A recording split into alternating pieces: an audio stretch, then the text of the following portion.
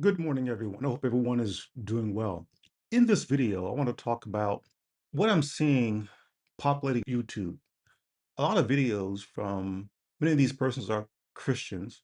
They're pushing videos about the current time period they're living in right now being the last days, and given the events that are occurring over in the Middle East, that namely the war between Israel, United States, and Iran, that what is going to come out of that is a new world order.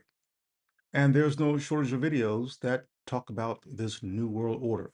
First of all, put these persons to the test, set them down, ask them to explain to you what is the current world order in order for there to be a new world order. Is there a new world order substantiated in scripture? Did Jesus ever talk about a new world order? Did the prophets of old talk about a new world order?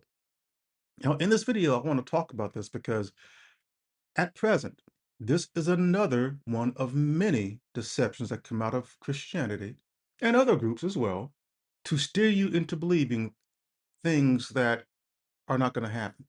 And those persons usually always end up with egg in their face and they move on to the next thing.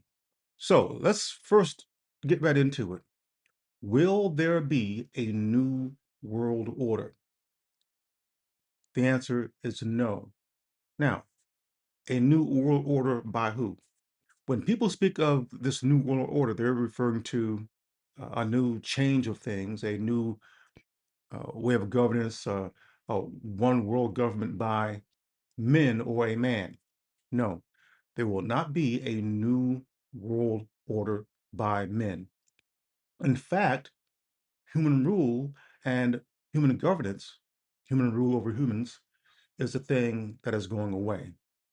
It is going to pass away. What I'm saying here is that one day, government by men on this planet will cease to be. Now, I'm going to take you to a scripture, and this is over at Daniel chapter 2, verse 44. You need to reason this out for yourself. You got to think, and I'm going to show you the manner in which you should be thinking. Here, the prophet Daniel says this: in the time of those kings, kings is interpreted as governments, countries, the leaders of the nations. In the time of those kings, the God of heaven will set up a kingdom that will never be destroyed, nor will it be left to another people. Now, notice what that kingdom that God is going to set up is going to do.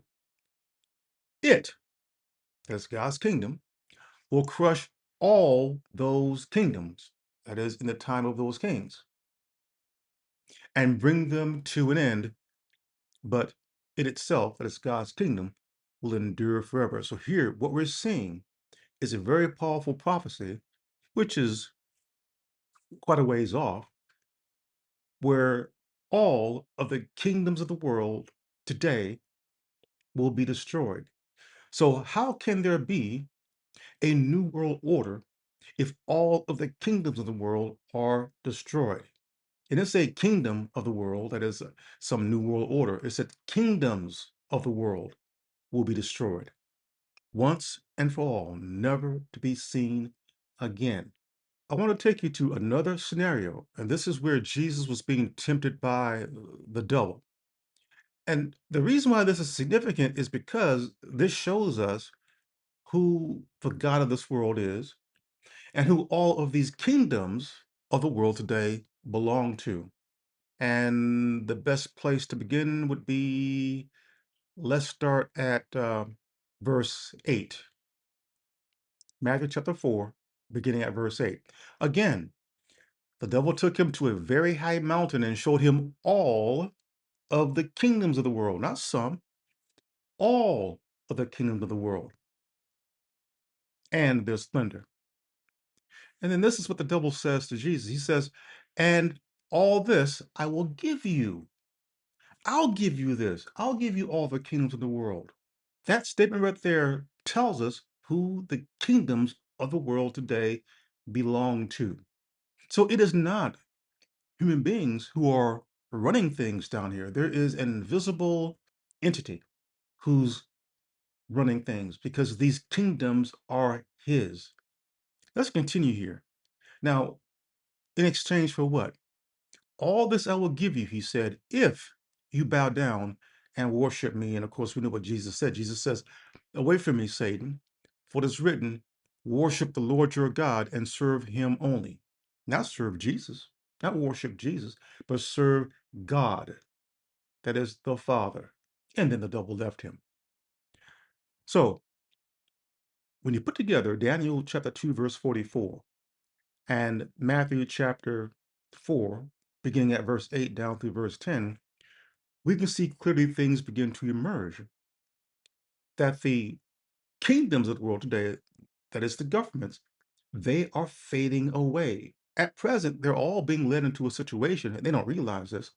They're being led into a situation for their destruction, for their slaughter. Now, for us who live here on the earth, it appears to be long and being dragged out. But see, God's timetable is much different than ours. See, 1,000 years is like a day to him. But this is going to happen.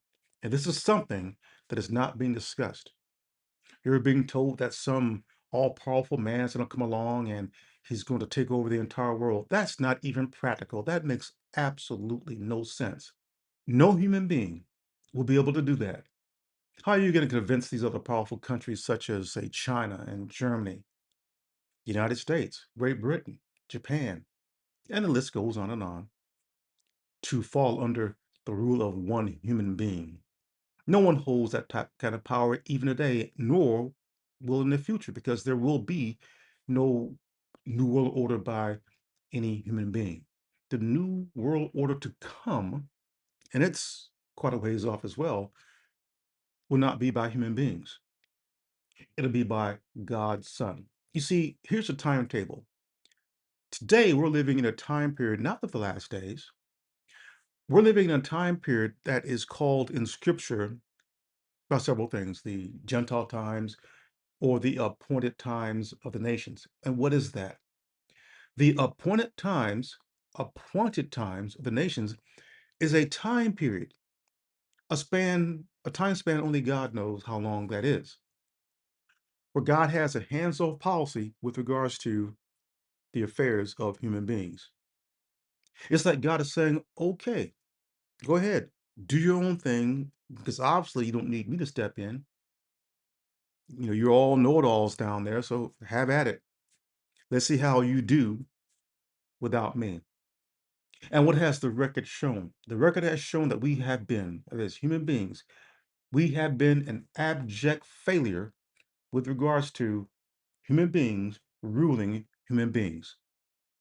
We've done nothing but step out of one calamity into another. We speak of peace, but there is never no real peace.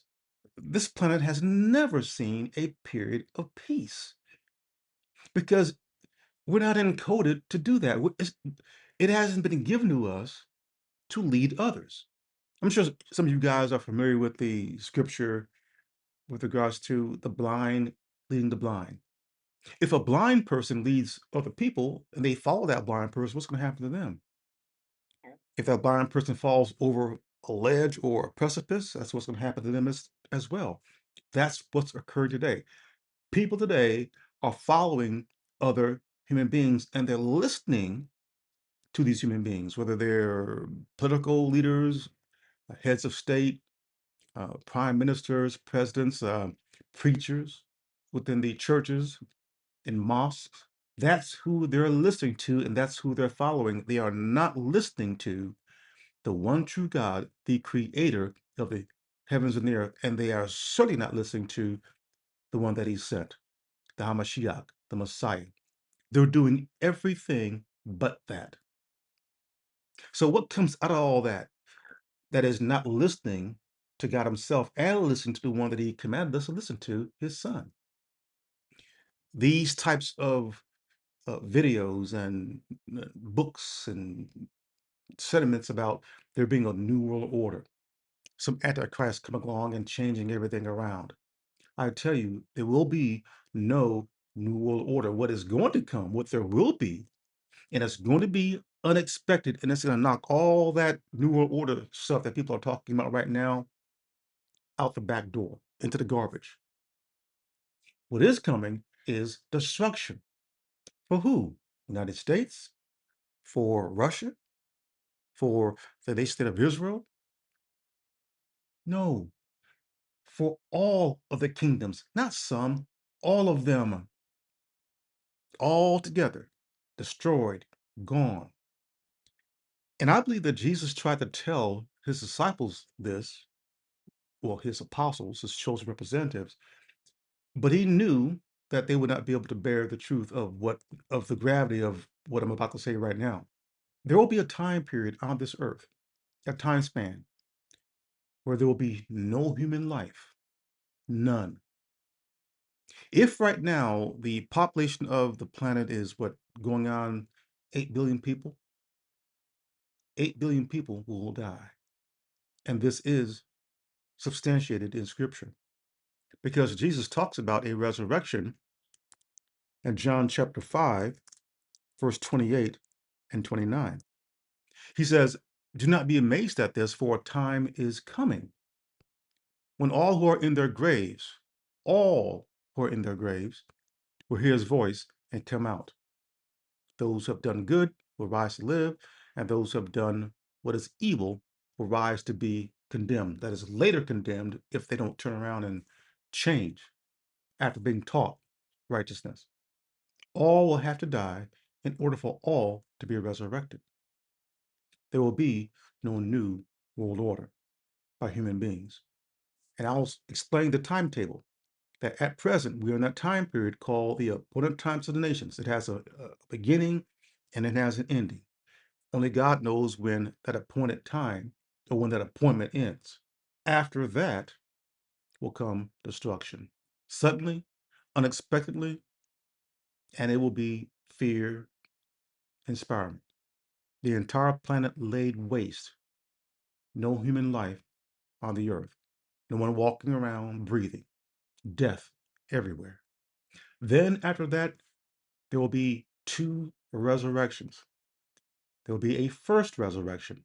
There is a group of people referred to in the book Revelation as the 144,000. And we read about them at Revelation chapter 7. Let me just pull that up so you can see this. And they are referred to at Revelation chapter 7.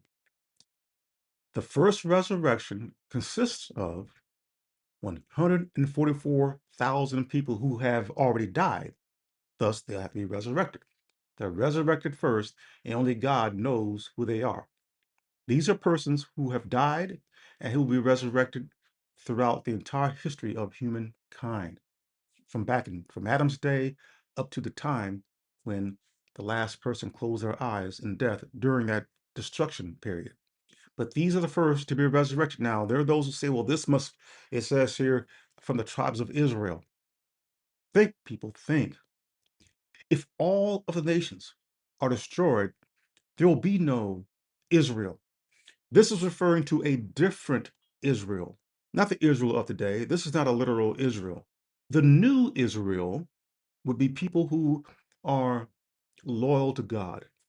These persons of the 144,000 will come out of every nation and tribe and language group, not literal Israel, because there will be no nation state of Israel. All of the nations will have been destroyed by the time this first resurrection occurs. And the reason why there has to be a first resurrection is because there will be like a starting over in a sense. So they come first. They are the first fruits from the earth. And this occurs at the beginning of Christ's yet future 1,000-year kingdom over the earth. And during this time period of 1,000 years, the devil will be imprisoned in his abyss. So he will not be able to interfere with the administration of this future 1,000-year kingdom over the earth by Christ himself. So this is the first resurrection of the 144,000. And if anyone is telling you that they're here right now, they don't know the revelation. They don't know the timeline. They're all over the place. They don't get it. The destruction of all the nations today must occur first before any of this happens, before the first resurrection from the dead begins. Now, the 144,000 are also called the chosen ones. Now, what will they do? Think about this now. When Jesus had his ministry on earth, he chose 12 men, he chose 12 representatives, the apostles. What would they do? They would act in his behalf in his absence because he would teach them. So when Jesus ascended, those 12 apostles, his 12 representatives who were here on earth, but where was Jesus? He had ascended.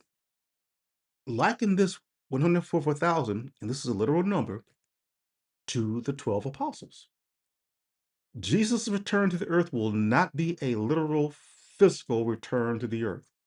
He will have representatives, real human beings on earth who will act in his behalf. And that's who these persons are.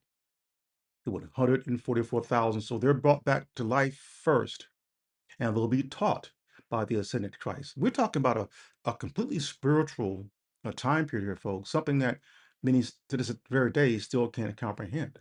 Right? So they're on earth first, and they're getting things set up. It's going to take some time to get things set up to prepare the way for the second resurrection of another group called the Great Multitude. Now, look at the numbers of this great multitude. Their numbers can't be counted. John goes on to write, he says, "After this, I looked, and there before me was a great multitude that no one could count, from every nation, tribe, people, and language, standing before the throne and before the Lamb." This is not saying that they're in heaven. Why?